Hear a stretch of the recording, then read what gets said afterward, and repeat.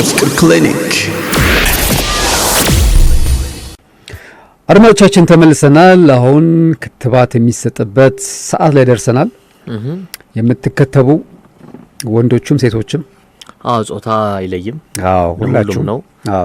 ፍቅር ግንኙነት ውስጥ አይደለሁም አይሰራም፣ ወይ ተለያይቻለሁም አይሰራም፣ ወይ በጣም ነው ማምነው እሱ እንደዚህ ጭራሽ ይሄ የሚታሰብ አይደለም ተዋትልፉ ማለትም አይሰራም።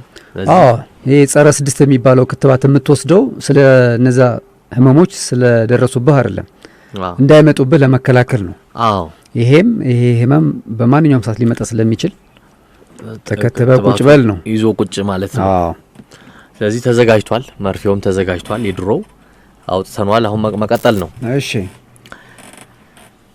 ይሄንን ህክምና ብቻዬን አይደለሁም ስቀምም የዋልኩት ትላንት የተለያዩ ቀማሚዎች አሉ። ሊዛ ብሬትማን የታወቁ የፍቅር ዶክተር ናቸው። እሺ ዶክተር ጄስ ኦሬሊ እኚህ ደግሞ እንዲሁ ያው ከኛ ጎን ለጎን ብዙ ነገር የሚሰሩ ናቸው። ስለዚህ ለሁለቱ ምስጋና ለማቅረብ ነው። ምንም ምስጋና ያስፈልጋቸዋል። እኛስ ስንት ነገር እንተባበራቸው ይላል እንዴ? መድኃኒት ሲጨርሱ ከኛ ነው የሚወስዱት። እሺ ምንድነው አንደኛው ነገር ይሄ ምንድነው? መጀመሪያ ጉዳዩ በፍቅር ግንኙነት ጊዜ መለያየት ይመጣል።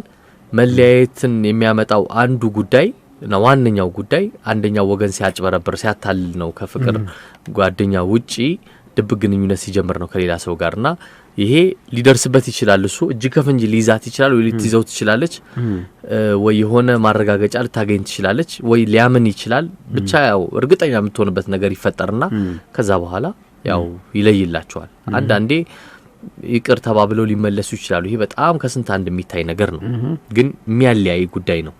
ከዛ ሲለያዩ ግን በአንደኛው ወገን በተበዳዩ ወገን የሚደርሰው የሞራል ስብራት በጣም ከፍተኛ ነው። በቃ ተንኮታኩቶ ቁጭ ይላል። እሱን በቃ ወደ ቀድሞ ህይወቱ ለመመለስ በጣም ከባድ ነው። በቃ ሴት የሚባል አላምንም ይላል፣ እሷም እንደዛው ትላለች። ተያዥ የሆኑ ሱሶችም ሊመጡ ይችላሉ። በቃ መጠጣት፣ እንደዚህ ነገሮች የሚያስረሱ ነገሮች የማድረግ በቃ እንዴት እኔ ላይ እሷ እንደዚህ ልታደርግ ቻለች ሚል ነገር የማጥቃትም ነገር የመበቀልም ነገርም ሊመጣ ይችላል፣ ወደዛም ሊመጣ ይችላል። ስለዚህ በጣም በዚህ ጊዜ ሊደረጉ የተበዳዩ ሰው ሊያረጋቸው የሚገቡ ነገሮች አሉ። አንደኛው ነገር በጣም ለሚያምነው ለሚወደው ለሚቀርበው አንድ ሰው መናገር ነው። ይሄ ለሁሉም ሰው የምትዘራው ሚስጥር አይደለም፣ ግን ደግሞ ዝም ብለህ አፍነህ ይዘው ቁጭ የምትለው ነገርም አይደለም።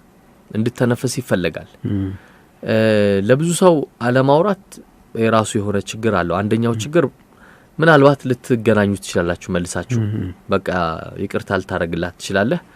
ያ ሁሉ አውርቶ እንዳትባል ያ የሚፈጥረው ነገር አለ እና ግን በቃ በጣም ሚስጥርህን ለሚጠብቅ ሰው ለሚያማክርህ ለወዳጅህ ግን ብታማክር በጣም ጥሩ ነው።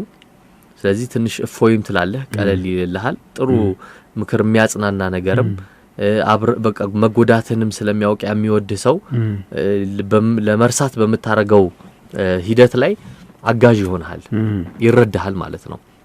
ስለዚህ ይሄ መናገር አይከፋም፣ ግን የዞርክ እሷ ያረጋችውን ነገር ዝራ አይደለም በየአደባባዩ ላይ ምንም ጥቅም የለውም። ሌላኛው ነገር ስለ ራስህ አስብ ነው። ስለ ራስህ በደንብ በቃ ምንም ይሁን ከሷ ጋር አብረህም ሆንክ ተጋባህም ተዋለድክም ምናልክም ዞሮ ያንተ መኖር ነው ወሳኙ ነገር ለራስህ ማለት ነው። በቃ ቅድሚያ ልትሰጠው የሚገባው ስለ ራስህ ነው።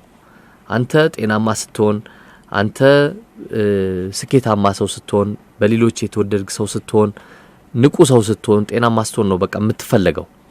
እዚህ በዚህ አጋጣሚም አሁንም ማሰብ ያለብህ ስለ ራስህ ነው። በቃ ራስህን ስለ ጣልክ ወይ በቃ መጠጥ ውስጥ ስለገባህ ስለመሳሰለው ነገር የምትጎዳው ራስህን ነው። እሷ በቃ ታላ ሄዳለች፣ ምንም የሚፈጠር ነገር የለም ማለት ነው። ስለዚህ ዞሮ አንተ ላይ ነው ብዙ ነገር ኢንቨስት ማድረግ ያለብህ ከዛ በኋላ ማለት ነው። እዚህ ስለ ጤና ስለምን ይሄንን የማሰቢያ ጊዜ መውሰድ ይኖርባል። እሷን በቃ መርሳት አለብህ ማለት ነው። ስለ ራስህ ነው ትኩረት ማድረግ ያለብህ። ከዚሁ ጋር ተያይዞ አንደኛው ነገር ይሄ በየለቱ የነበረው ህይወትህን መቀየር አለብህ። አቅጣጫውን ከሷ ጋር የምትገናኙበት ጊዜ ይኖራል። ለምሳሌ ምሳ ሰዓት ላይ እሷ ጋር እየሄድክ ይሆናል ምሳ የምትበላው፣ ወይ አንተ ቢሮ ትመጣ ይሆናል፣ ወይ ማታ ከስራ እንደወጣ በሷ የምትሰራበት ቦታ ይሆናል የምታልፈው። እንደዚህ የተለመደ በየቀኑ የምናረጋቸው ነገሮች ነበሩ። አሁን ግዴታ መቀየር አለብን። በሷ ሰፈር የምታልፍ ከሆነ ከስራ በኋላ አሁንም በዛ ሰፈር አልፈህ መቆጨት የለብህም። በቃ አቅጣጫ መቀየር አለብን። ሌላ መንገድ ከየለስ ቤት በኩል ተሽከርክረህ ቢሆን መሄድ ነው ያለብህ፣ ወይ መንገድ ማሰራት። እንደዛኛው ህንድ ሰውዬ እንደ ተራራው እንደቆፈረው ይሄ በቃ በጋራ የምታረጓቸው ነገሮች በቃ ማቆም። ሁሌ ፊልም ለምሳሌ የሆነ እሁድ 10 ሰዓት ላይ ፊልም የምትገቡ ከሆነ አሁን ትተኸው ሌላ ዝንባሌ መጀመር አለብህ። የሆነ በቃ ዝም ብሎ መብሰልሰል ነው የሚሆነው ማለት ነው። አይወጣልህም ማለት በለዚያ። ስለዚህ የህይወት መንገድህን መቀየር አለብህ በተለያየ አቅጣጫ። ሌላኛው ወሳኝ ነገር ማስረጃዎችን ማጥፋት ነው። ያስካት ለምሳሌ በቴክስት ይሆናል ወይም ቀርጻሃትም ሊሆን ይችላል። ብቻ ብዙ ነገር አለ። በፎቶግራፍ የተነሳችው ፎቶግራፍ አግኝተው ይሆናል፣ ወይ ፌስቡክ ላይ ስትጻጻፍ የነበረችው ነገር ስክሪንሾት አድርገህ ወደ አንተ ልከውም ሊሆን ይችላል። እንዲህ ብቻ ብዙ የሚቀሩ ማስረጃዎች አንተ ጋር ይኖራሉ። በኋላ እንዳትክደኝ ብለህ ያስቀመጥካቸው ነገሮች ይኖራሉ። እነዚህ ነገሮች በአስቸኳይ ማጥፋት አለብህ። ምክንያቱም ምንም አይሰሩም። በቃ ያውም ይመልሱሃል። ጭራሽ ባያቸው ቁጥር ባነበብከው ቁጥር ዝም ብለህ መልሰህ የፌስቡክ ምልልሱን ደሞ ምን ብላን የመለሰችለት እዚህ ላይ እንደዚህ ያልክ ዝም ብለህ አስሬ መታስበው ከሆነ ምንም ቆስለህን ማከክ ነው። እና የበለጠ ያመመህ ነው የሚሄደው። ስለዚህ ማስረጃዎች ሙሉ በሙሉ መውደም አለባቸው፣ መጥፋት አለባቸው። ሌላኛው ነገር የዛኛውን እንግዲህ ያንተ ባላንጣ ሆኖ የገባውን ወይም እንግዲህ ያውቆም ሳይውቅም ሊሆን ይችላል፣ ብቻ የገባውን ሰው ፈጽሞ መመራመር የለብህም። ማን ነው? የት ነው የሚሰራው? ምንድነው? ምን የተለየ ነገር ኖሮት ነው? ምን ሆና ነው? ቆይ ከሱ ጋር ፌስቡክ ውስጥ ገባለህ፣ ትፈልጓለህ። የመጀመሪያ ስሙ እንደምንም አውቃል እንዳለ።